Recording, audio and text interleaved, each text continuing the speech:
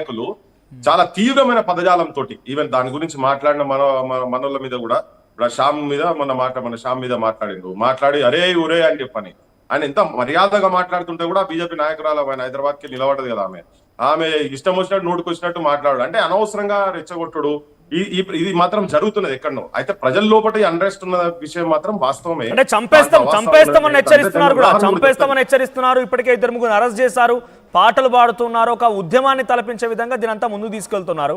ఇప్పుడు ఈ స్థాయిలో ఒక ఉద్యమం ఇంతటి స్థాయిలో జరగడం అనేది ఇప్పుడు అనివార్యం అనుకుంటున్నారా? ఆ స్థాయిలో అనివార్యం అంటే ఒక అన్రెస్ట్, నేను మళ్ళీ రిపీటెడ్ చెప్తున్నా ఏంటంటే అన్రెస్ట్ ఉంది, బరాబర్ అన్రెస్ట్ జనం లోపల ఉంది. జనం లోపల లేకపోతే ఎవరు హైదరాబాద్ లో కూర్చొని ఒక చిన్న టీవీ ఇంటర్వ్యూలలో మాట్లాడితే జనం మొత్తం ఇట్లా కదలరు. జనం లోపల అది ఉంది. అరే దాడి చేసి అంతమంది దాడి చేసేది ఎక్కడిది? అది వేరే ప్రాంతం వాళ్ళు వచ్చి దాడి చేస్తున్నట్టు ఇక్కడ భాషను కూడా వేరే భాష మాట్లాడుకొని దాడి చేస్తున్నాడు. దళితులైనా బీసీలైనా ఇప్పుడు వృత్తిని వాళ్ళు కూడా ఒక వ్యాపారం చేసుకుంటేందుకు వచ్చిండ్రు. ఒక పాలు పోసాడు అని ఉన్నాడు. ఇప్పుడు పాలు పోసి అరే తూకారే దూద్ పేసిన వాళ్ళవి పాత కడతా అంటే పాలు అమ్ముడు తప్ప బతుకుతారు తప్ప. పెద్ద కంపెనీలు ఉన్నాయి, మరి అమూల్ అసోంటి పెద్ద కంపెనీలు ఉన్నాయి. పాలు లేని పొద్దుగాలు ఎవరిని ఇంటికి వెళ్ళదు. వాళ్ళ ఇంట్లో కూడా పిల్లలు పొద్దుగాలు లేస్తే పాలు తాగాల్సిందే, ఛాయలు తాగాల్సిందే.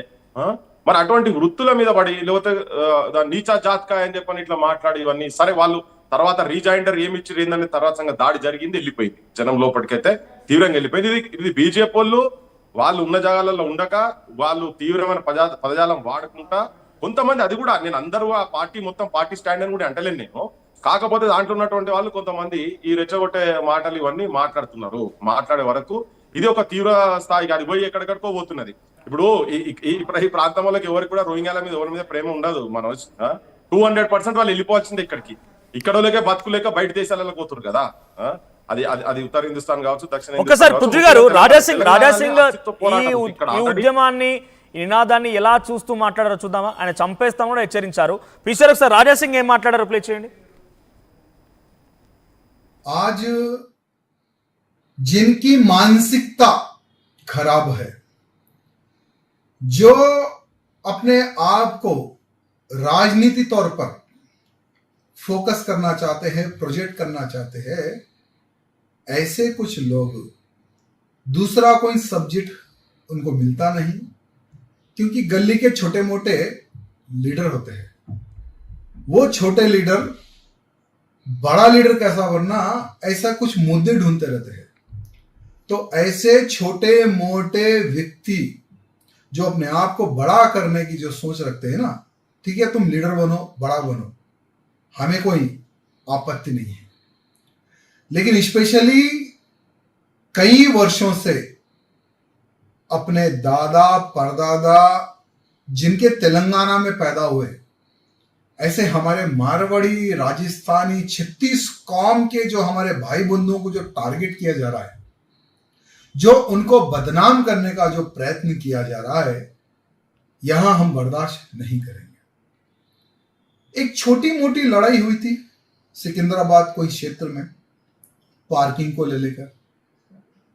तो एक हमारा कोई एससी भाई था और एक हमारा कोई मारवाड़ी शायद कोई भाई था. उनमें छोटी मोटी लड़ाई हुई और वो सेटलमेंट भी हो गया. लेकिन उस छोटी सी लड़ाई को ले लेकर जो छोटे मोटे जो लीडर होते हैं ना, एक ऐसा वातावरण खराब करने का प्रयत्न करे कि ये मारवाड़ी बाहर से आकर हमारे पर हमला कर रहा है, ये मारवाड़ी बाहर से आकर डुप्लीकेट सामान बेच रहा है, ये मारवाड़ी आज खुद की दुकान लगा लेता है और तेलंगाना के किसी व्यक्ति को काम पे नहीं रख लेता, खुद के व्यक्तियों को लगा लेता है. आज हमारे तेलंगाना के लोगों को काम नहीं मिल रहा है. इन मारवाड़ियों की वजह से हमें नुकसान हो रहा है. आज जिनकी मानसिकता पृथ्वी गाరు విన్నారా ఏమంటారంటే, ఆయన చోటా మోటా లీడర్ ఉంటారు, పెద్ద లీడర్ కావాలనుకొని కొన్ని అంశాలు తీసుకొచ్చి ఈ రకంగా మాట్లాడుతూ ఉంటారు. మార్వాడీల గురించి ఎక్కడో సికింద్రాబాద్లోకి వచ్చిన సంఘటన జరిగింది, దాన్ని పట్టుకొని మార్వాడీలు సమాజాన్ని నష్టపరుస్తున్నారు, తప్పుడు సామాన్ ఇస్తున్నారు, లేకుంటే డూప్లికేట్ సామాన్ ఇస్తున్నారని చెప్పి వారిపై దుష్ప్రచారం చేసి పెద్ద లీడర్ కావాలనుకుంటున్నారని చెప్పి ఎవరో ఒకరు చిన్న ప్రయత్నం చేస్తే ఈ రకంగా ముందుకు వెళ్తోంది అనే రకంగా హెచ్చరిస్తున్నారు ఆయన. ఏంటి రాజాసింగ్ మాట ఎట్లా చూస్తారు మీరు? ఏ చిన్నోడైనా పెద్దోడైనా ఒకవేళ చిన్నోడు మాట్లాడితే జనం దాని సైడ్ ఉన్నారు, దాన్ని జనం పరిగణలోకి తీసుకొని ఆలోచన చేస్తున్నారు అంటేనే అది సమస్య పెద్దది. అది ఇప్పుడు గల్లీ లీడర్ అనేది ఒక పదం వాడిండి ఆయన. గల్లీ లీడర్ మాట్లాడితే గల్లీడు కూడా పట్టించుకోడు, దానిలో వాస్తవం లేకుంటే గల్లీడు కూడా పట్టించుకోడు. పాపం ఆయనకు అవగాహన లేదు, తెలంగాణ పట్ల ఏదో ఓల్డ్ సిటీలో చిన్న ప్రాంతంలో ఆయన ఉండి గిట్టనే మాట్లాడుతుంటాడు. కానీ అయితే ఆ సమస్య ఎవరు మాట్లాడినా, ఈవెన్ ఎంత పెద్దోళ్ళు మాట్లాడినా సమస్యలో వాళ్ళు మాట్లాడిన అంశం బలవంతం కాంది, ప్రజలకు సంబంధం లేనిది, ప్రజల జీవన విధానం మీద ప్రభావం పడని ఏ అంశం ఉన్నా పట్టించుకోరు జనం, ఎంత పెద్దోడు మాట్లాడినా. అయితే ఒక గల్లీ ఏం ఇప్పుడు నీ దృష్టిలో, ఆయన రాజాసింగ్ దృష్టిలో గల్లీ లీడర్ కావచ్చు, అసలు ఈ లీడరే కాకపోవచ్చు, ఓ సామాన్యమైన మనిషే మాట్లాడచ్చు. మాట్లాడినందుకు ఇంత పెద్ద చర్చ ఎందుకు జరుగుతున్నది అంటే ఆ సమస్యలో ఇక్కడో ఉంది. వారు మాట్లాడిన ఆర్గ్యుమెంట్ లో ప్రజలకు సంబంధించినటువంటిది, లేకపోతే ప్రజలు దాంతో ఇబ్బంది పడుడో, ప్రజలకు సంబంధించినటువంటి అంశంలో తీవ్రత ఉన్నది అన్నప్పుడే అది ఆ స్థాయికి పోతుంది. సో అది ఫస్ట్ వాళ్ళు గమనించాలి. దాంట్లో ఏం లేదు, ఇప్పుడు 36 రకాల 36 డిఫరెంట్ సెక్షన్స్ మీద దాడి చేస్తున్నారని అది ఆయన చెప్పేదాకా ఇప్పుడు జనానికి కూడా తెలియదు. 36 మంది ఎంత ఉన్నారు మీరే చెప్తున్నారు. అది జనానికి ఇప్పుడు ఎవరు ఎంక్వైరీ చేసి ఇప్పటిదాకా నేను చూసి 36 రకాల వీళ్ళు అందరూ వచ్చి ఇక్కడ చేస్తున్నారని చెప్పని తెలియదు. వాళ్ళే బయట చెప్పుకుంటారు, వాళ్ళే మీదేసుకొని వాళ్ళు నాన్ ఇష్యూ చేస్తున్నారు. కానీ పక్కా నాన్ ఇష్యూ అంటే దాడి చేస్తున్న చిన్న ఇష్యూ అని మాట్లాడుతున్నాడు. అది నీకే జరుగుతాయి, లేకపోతే నీ బిరాదరీకే సంబంధించినటువంటి వాళ్ళకి కనుక జరిగేది ఉంటాయి. ఎప్పుడైనా చిన్నవే ఉంటాయి. ఏదున్నా ఇప్పుడు బ్లాక్ అండ్ వైట్స్ మధ్యలో అమెరికాలో జరిగితే ఆ బూట్ కాల్తో పెట్టి తొక్కిందని ప్రపంచం మొత్తం చర్చ చేసింది.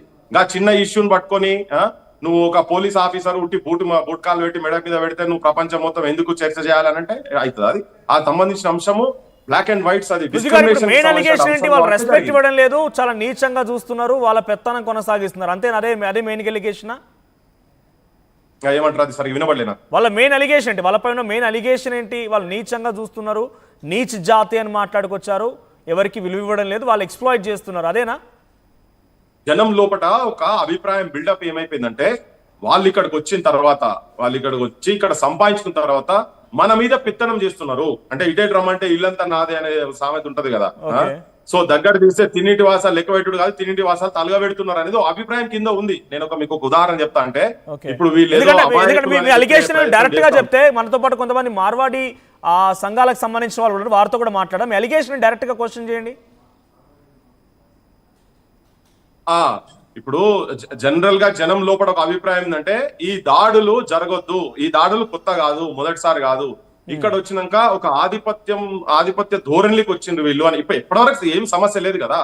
మాకు కూడా క్లాస్మేట్స్ ఉండే, నా స్కూల్లో క్లాస్మేట్స్ ఉండే, నేను హన్మకొండలో చదివినప్పుడు నా క్లాస్మేట్స్ ఉండే, ఇక్కడ హైదరాబాద్ లో ఉండే, నాకు ఎంబీఏలో ఉండే, హైదరాబాద్ స్కూల్లో ఉండే, మాకు అందరితో పెద్ద ఏం సమస్య ఏం లేదు. కానీ మీరు ఒక్కసారి ఆగితే నేను ఒకసారి వాళ్ళతో మాట్లాడతాను, మార్వాడితో మాట్లాడతాను.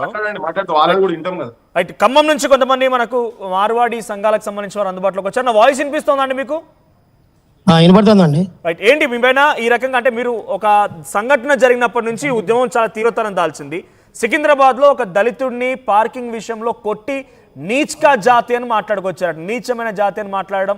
ఇందాక పృథ్వీ గారు మాట్లాడుతూ కొంతమంది పాలు పోసేటువంటి యాదవ్స్ని కూడా కొంత నువ్వు దూద అమ్ముకునేవాడు నీకేం తెలుసు అన్నట్టుగా మాట్లాడుకొచ్చారంట.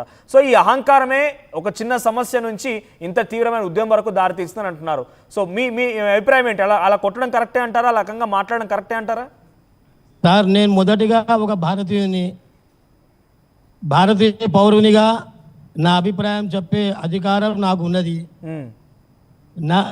ఈ భారతదేశంలో చాలా రకాల జాతులు, చాలా రకాల కుల సంఘాలు, విభిన్నమైన పద్ధతిలో జీవన విధానం సాధించేటోళ్ళు చాలా జాతులు ఉన్నాయి సార్. ఈ జాతులలో భారతదేశంలో ప్రతి పౌరునికి ఎక్కడైనా బతికే అధికారం ఉన్నది. ఒక తెలంగాణ, ఒక ఆంధ్ర, ఒక తమిళ్, ఒక మహారాష్ట్ర, ఒక రాజస్థాన్, ఒక పంజాబ్ అనేది కాకుండా భారతదేశం నాది అనే గర్వపడే వ్యక్తులలో మొదటి వ్యక్తులు మేము సార్.